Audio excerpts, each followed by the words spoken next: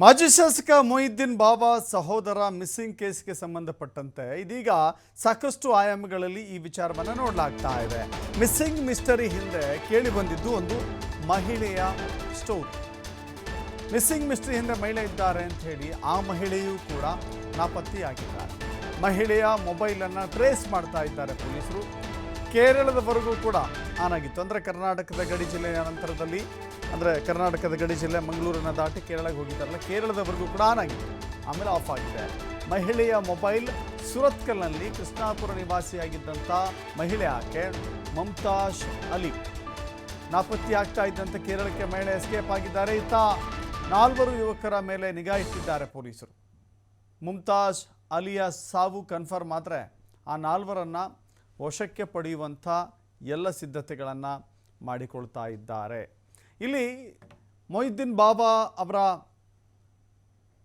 ಅವರ ಸಹೋದರ ಇಲ್ಲಿ ನಾಪತ್ತೆಯಾಗಿರೋದು ಅನೇಕ ರೀತಿಯಲ್ಲಿ ಚರ್ಚೆಗಳಾಗ್ತಾ ಇದೆ.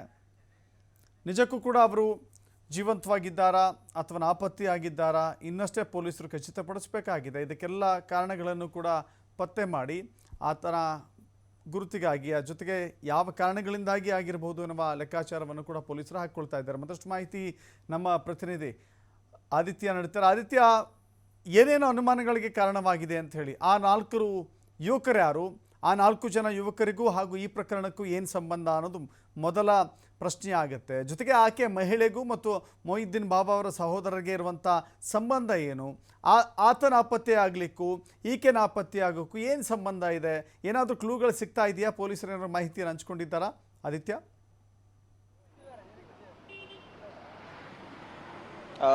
ದಶರಥ್, ಈ ಮಹಿಳೆ ಏನು ಇದ್ದಾರೆ ಈಗ ಸದ್ಯ ಆಕೆ ನಾಪತ್ತೆ ಆಗಿರುವಂಥದ್ದು, ಈಕೆಯ ಮೇಲೆ ಈ ಪ್ರಕರಣ ಸಂಪೂರ್ಣವಾಗಿ ಕೇಂದ್ರೀಕೃತವಾಗಿರುವಂಥದ್ದು ಈಗ ಸದ್ಯ ಬರ್ತಾ ಇರುವಂಥ ಒಂದು ಸ್ಫೋಟಕ ಮಾಹಿತಿ.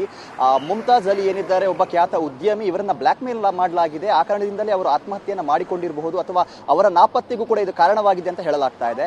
ಈಗಾಗಲೇ 4ರನ್ನ ವಶಕ್ಕೆ ಪಡೆದು ಪೊಲೀಸರು ವಿಚಾರಣೆಯನ್ನು ನಡೆಸ್ತಾ ಇದ್ದಾರೆ. ಈ 4 ಅಂದ್ರೆ ಈ ಮುಮ್ತಾಜ್ ಅಲಿ ಏನಿದ್ರು ಅನೇಕ ಶಿಕ್ಷಣ ಸಂಸ್ಥೆಗಳಲ್ಲಿ ಸಮಾಜ ಸೇವೆಯಲ್ಲಿ ತೊಡಗಿಸಿಕೊಂಡಿದ್ರು ಮತ್ತು ತಮ್ಮ ಧರ್ಮಕ್ಕೆ ಸಂಬಂಧಪಟ್ಟಂತ ಒಂದು ಮಸೀದಿಯ ಕಮಿಟಿಯಲ್ಲೂ ಕೂಡ ಇವರಿದ್ರು ಅಂತ ಹೇಳಲಾಗ್ತಾ ಇತ್ತು.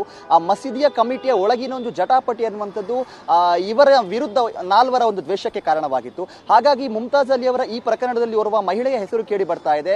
ಆಕೆ ಇವರನ್ನ ನಿರಂತರವಾಗಿ ಬ್ಲ್ಯಾಕ್ ಮೇಲ್ ಮಾಡ್ತಾ ಇದ್ರು ಅಂತ ಹೇಳಲಾಗ್ತಾ ಇದೆ. ಆ ಒಂದು ವಿಡಿಯೋ ಕೂಡ ಇದಕ್ಕೆ ಸಂಬಂಧಪಟ್ಟ ಹಾಗೆ ಇದೆ ಅಂತ ಹೇಳಲಾಗ್ತಾ ಇದೆ. ಹಾಗಾಗಿ ಇದರಲ್ಲಿ ಆ ಮಹಿಳೆಯ ಬೆನ್ನಿಗೆ ಆ 4 ನಿಂತಿದ್ದಾರೆ. ಅವರ ಪ್ರೇರೇಪಣೆಯಿಂದ, ಅವರ ಸಪೋರ್ಟ್ ನಿಂದಲೇ ಮುಮ್ತಾಜ್ ಅಲಿ ಅವರನ್ನ ಬಹಳ ಒತ್ತಡಕ್ಕೆ ಒಳಪಡಿಸಲಾಗಿತ್ತು, ಬ್ಲ್ಯಾಕ್ ಮೇಲ್ ಮಾಡಲಾಗಿತ್ತು ಅನ್ನುವಂತ ಮಾಹಿತಿ ಕೂಡ ಸದ್ಯ ಬರ್ತಾ ಇದೆ. ಇನ್ನು ಇದಕ್ಕೆ ಸಾಮ್ಯತೆ ಅನ್ನೋ ರೀತಿಯಲ್ಲಿ ಆ ಮಹಿಳೆ ಕೂಡ ಮಿಸ್ಸಿಂಗ್ ಆಗಿದ್ದಾರೆ. ಇನ್ನು ಮುಮ್ತಾಜ್ ಅಲಿ ಅವರ ಗಾಡಿ ಇಲ್ಲಿ ಪತ್ತೆಯಾಗಿದೆ, ಕಾರ್ ಪತ್ತೆಯಾಗಿದೆ.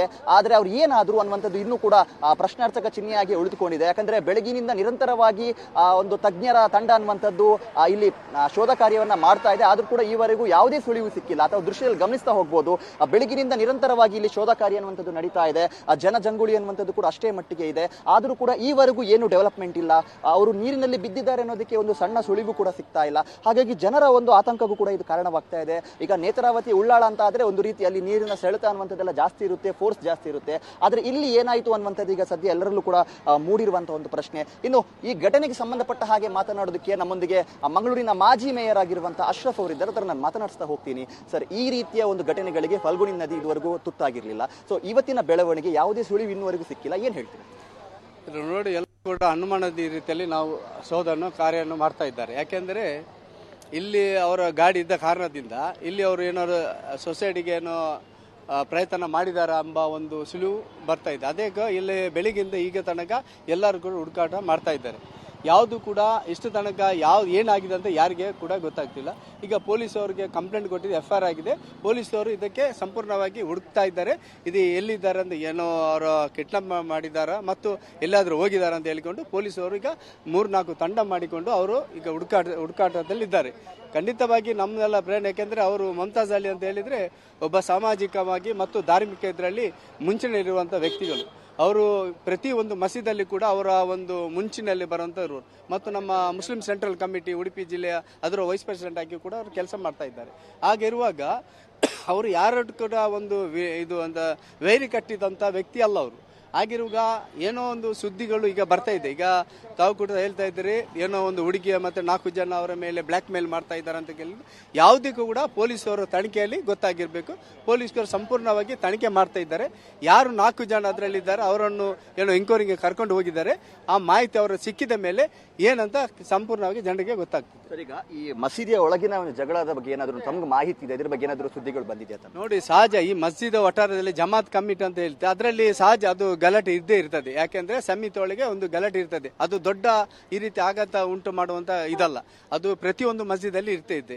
ಆಗಿರುವ ಅಲ್ಲಿಯವ್ರ ಮಸ್ಜಿದಲ್ಲಿ ಕೂಡ ಆ ರೀತಿ ಗಲಾಟೆ ಆಗಿದಂತ ಸುದ್ದಿ, ಅದು ಕೂಡ ಯಾವುದು ಕೂಡ ಇದ್ರೂ ಕೂಡ ಪೊಲೀಸರು ಸಂಪೂರ್ಣ ತನಿಖೆ ಮಾಡ್ತಾ ಇದ್ದಾರೆ.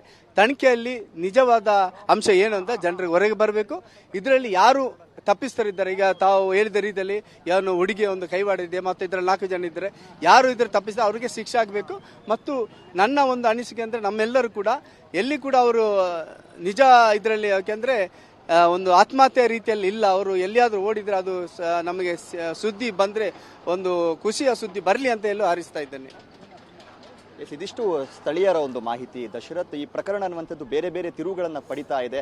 ಇನ್ನೂ ಸಾಕಷ್ಟು ಅನುಮಾನಗಳು ಕೂಡ ಇದರಲ್ಲಿ ವ್ಯಕ್ತವಾಗ್ತಾ ಇದೆ. ಈಗಾಗಲೇ ಪೊಲೀಸರು ಆ ಮಹಿಳೆಯರ ಹಿಂದೆ, ಆ ಮಹಿಳೆ ಏನಿದ್ದಾರೆ ಕೇರಳಕ್ಕೆ ಹೋಗಿದ್ದಾರೆ, ಅವರನ್ನು ಟ್ರೇಸ್ ಮಾಡುವಂಥ ಪ್ರಕ್ರಿಯೆಗಳು ಕೂಡ ನಡೀತಾ ಇದೆ. Dasharath, yes, thank you Aditya ನಿಮ್ಮೆಲ್ಲ ಮಾಹಿತಿಗೆ.